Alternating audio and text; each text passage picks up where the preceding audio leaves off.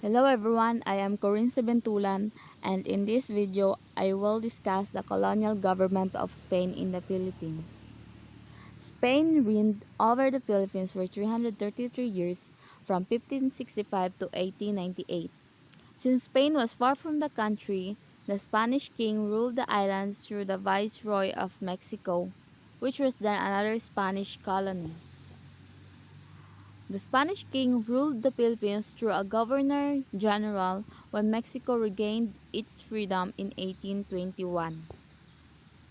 The political structure of Spain in the Philippines established a centralized colonial government that was composed of national government and local governments that administered provinces, cities, towns, and municipalities.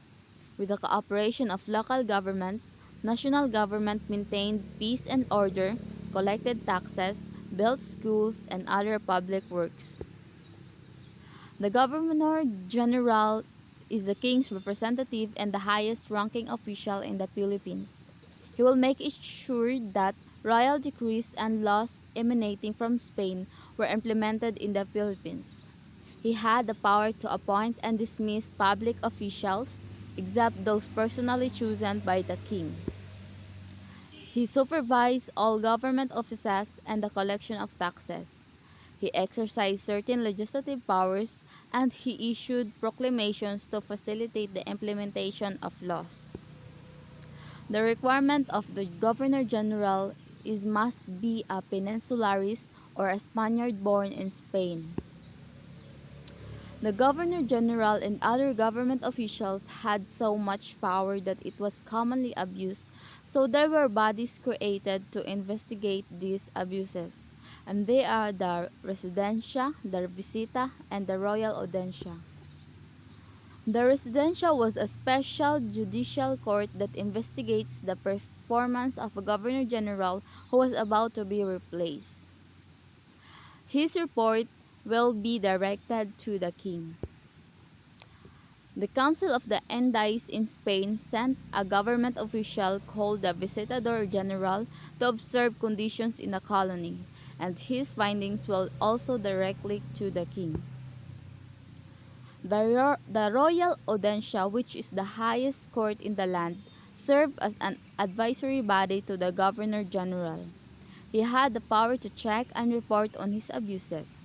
The Audiencia also audited the expenditures of the colonial government, and he sent a yearly report to Spain. The provincial government. The Spaniards created local government units, and there were two types of it. These are alcaldía, which is headed by alcalde mayor, and corregimiento, which is headed by corregidor. The alcaldía that led by alcalde mayor is governed the provinces that had been fully subjugated and under Spanish control. Its salary is 300 pesos a month.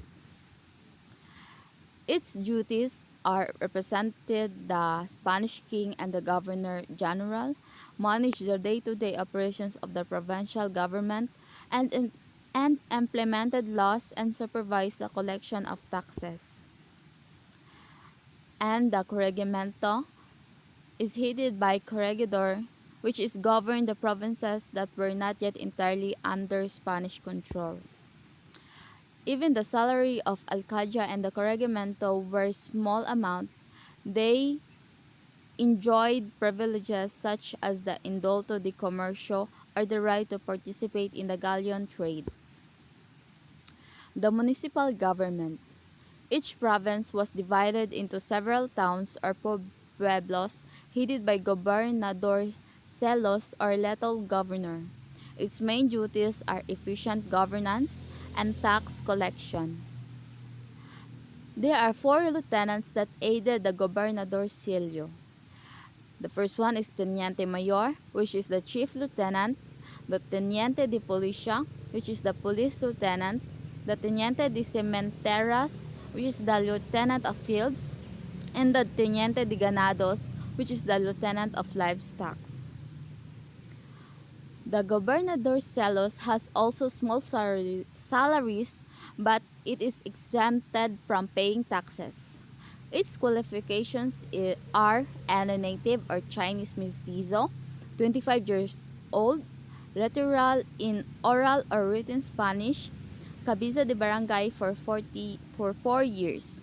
Its example is the late Emilio Aguinaldo. The cabeza de barangay or barrio administrator or barangay captain is responsible for the peace and order of the barrio, and it is the one who recruit men for public works. The larger towns became cities called ayuntamiento in the city government. It became the center of trade and industry. The ayuntamiento had a city council called the cabildo that was composed of alcalde, which is the mayor, regidores, which is the councilors, alguacil mayor, which is the police chief, escribando, which is the secretary. This is the tree or the map of the colonial government of Spain in the Philippines. I hope you will learn what I discussed, and I hope to see you soon in personal. And that's all. Thank you.